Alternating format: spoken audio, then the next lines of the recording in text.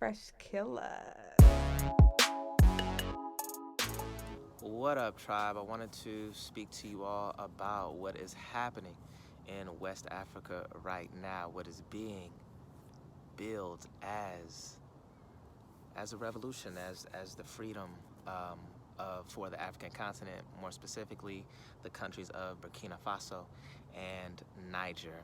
And a lot of people are excited about it, and I'm aware of it. However, I am reluctant to get excited. Let me tell you why. The United States has not yet released their narrative, okay? And what we have seen, particularly in the past 3 years, is that when the United States releases their narrative, people fall in line with what that narrative is, even if they consider themselves to be far left, liberal, progressive, radical, whatever it is. People have an enormous amount of faith in what this country puts out, right, in terms of how you should feel and the position that you should have on particular issues. So, in the country of Burkina Faso, we see a 35-year-old man named Ibrahim Traore. And he is a person that has galvanized the people, and he has been installed as what seems to be he seems to be a righteous leader, and he stands against colonialism and the raping and pillaging of African resources. The rallying cry is, if Africa is a country so rich in resources, a continent so rich in resources, then why are the people so poor? And of course, the answer is because of the colonial powers, or when they do business with Saudi Arabia, and Saudi Arabia gets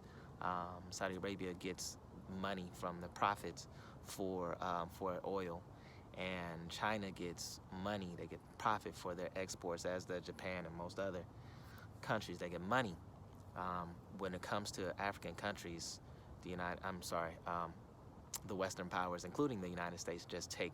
France, they just take, right? And he's like, no more. He says no more. And it's very commendable, and it's inciting a lot of pride in people. But just know that they're going to come for him in terms of slander, in terms of them supporting whatever minority group is present there, and creating dissension within that country. And they're going to support, and this is textbook, like they've done this, Western powers have done this throughout history, right? But they're going to support whatever that small faction is to oust him. They might even support them militarily. Speaking of military support, in that region, the United States has at least 1,100 soldiers. France has soldiers in that area. The United States has a drone field or something in that area. We got military. We've invested mightily in that area, and that on top of the resources that we take from that area. So here's what I'm saying about the United States narrative, right? So when they start saying that he is incompetent, right? When they support this coup, when they say that, look at the country now, there's civil wars, there's bloodshed, and basically they need white daddy to take over. And so let us help you, let us install a leader for you, because you obviously can't do it by yourself, but then that leader is going to make sure that colonialism continues. So when they create that narrative, will we have the critical thinking skills, and will we have the temerity to disagree? Because what happened in the last 3 years with the jab is that people showed that they had the utmost faith in the narrative. And I don't want to criticize those, if you took the jab or if you did not, but I will say that if you did, then the government said that it was safe, and you said, I trust my government, I trust that it is safe, okay? And you're probably fine, right? Chances are you are just fine. But here's my argument. What I'm saying is that the success of this rebellion, this revolution, this restoring of these great African countries to their prominence, right? The success of that depends on our ability to poke holes in the narrative if the narrative does not make sense. We cannot just have faith in what our government tells us. We have to really, really break it down, because they're going to do with him as they did with Idi Amin, right? They're going to try to do to him as they did to Patrice Lumumba. They're going to try to make that whole region look like Haiti does right now, right? And they're still making Haiti suffer for having the gall to stand up against the French, right? They're going to try to make them bankrupt, right? They're going to try to make them look silly. They're going to try to create an example out of them, as is the case in Zimbabwe right now, okay? We have to have the intelligence to see through that and stand behind that brother and say, no, we're not going to let you touch him, right? And you have to deal with them, deal with his government the same way that you deal with these other countries, right? So they can get the profit from their resources. And it's just really sad to me, because if you look it up, Burkina Faso gained their independence, I believe, in the year 1960. But if they truly gained their independence from France, then what's happening right now wouldn't even be necessary. It's similar to in the United States. Lincoln signed the Emancipation Proclamation in 1863, giving American black people the right to vote and freedom from slavery. If they had the right to vote in 1863, then why did people still have to fight and die for it in 1963, 100 years later? The West plays this game where they market liberation, where they market freedom, and they have all this pageantry and fanfare and make you feel as though you are liberated, but it is bondage in another name, right? And so once again, in West Africa, in Niger, in Niger as well as in Burkina Faso, they are saying, no more. We see what you've been doing, and it stops right now. And we've got to stand with them steadfast, right? And this is what the real revolution looks like. And I'm telling you, this is not the revolution that they gave to us. This is not Black Lives Matter. This is not something safe. This is not something that's going to be supported by Target. This is not something that's going to be supported by NBA. This is not something that's going to be supported by Nike. This is dangerous. This is really a threat, right?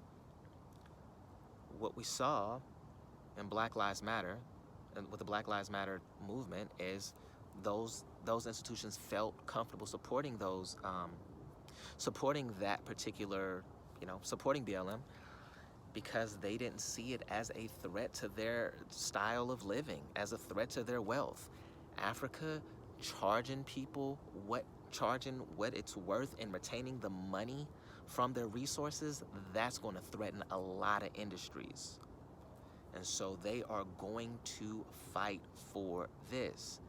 And there's going to be bloodshed, there's going to be violence. There's going to be a whole bunch of political wrangling happening there as well. And I want to end this video with this, right? Because what we're seeing, one thing about Black Lives Matter is, I said this in a video a little while ago, like some years ago actually, that, hey, if I were a queer college kid, I would be a part of Black Lives Matter, okay? If I were a 23-year-old woman that was black woman, and I was an activist and I wanted to get involved, Black Lives Matter would be the group for me. If I was a white person, 45 years old, I had done well for myself and lived in Marin County, okay? And I made a lot of money in tech, but I have a good heart, and I really want to correct the injustices that are happening, that's happening right now around George Floyd and all the other people murdered by the police. I would join Black Lives Matter, right? But me being who I am, it didn't appeal to me in that way. So and one of the reasons that it did not is because there's no place for the black man there. They went after the nuclear black family, and they alienated the black man from his home and from leadership positions, right? And so if you look at the pillars of Black Lives Matter, there's trans visibility, there's women, there's queerness, there's no place for the black man unless he identifies as a woman, right? So that was not for me. I see corporate America, they got behind that, and Soros and all those guys, they got behind that. Not this. They're not going to get behind this in the same way. What we're seeing right now with Ibrahim Traore is a rise of a black man handling his responsibility, and a black man standing up for what's right, black men galvanizing the people. And not only in West Africa, but we've also seen this in Montgomery, Alabama, with the riverfront brawl, where we saw black men come to the defense of a black man that was being brutalized by white people. And we saw them do this with physicality, and we saw the community rally behind them in person and narrating what's happening, and with memes and all of these other things, right? This is so dangerous because the West, the United States in particular, has done everything they can to literally castrate the black man, okay? To create the gender wars within the black man's family, to make sure that the black man is looked down upon in every possible way. And what we're seeing is a strong black man standing up with no fear. And the embodiment of Traore, it's embodied by what happened in Alabama. And so what's going to happen right now is going to be something that we need to stick behind.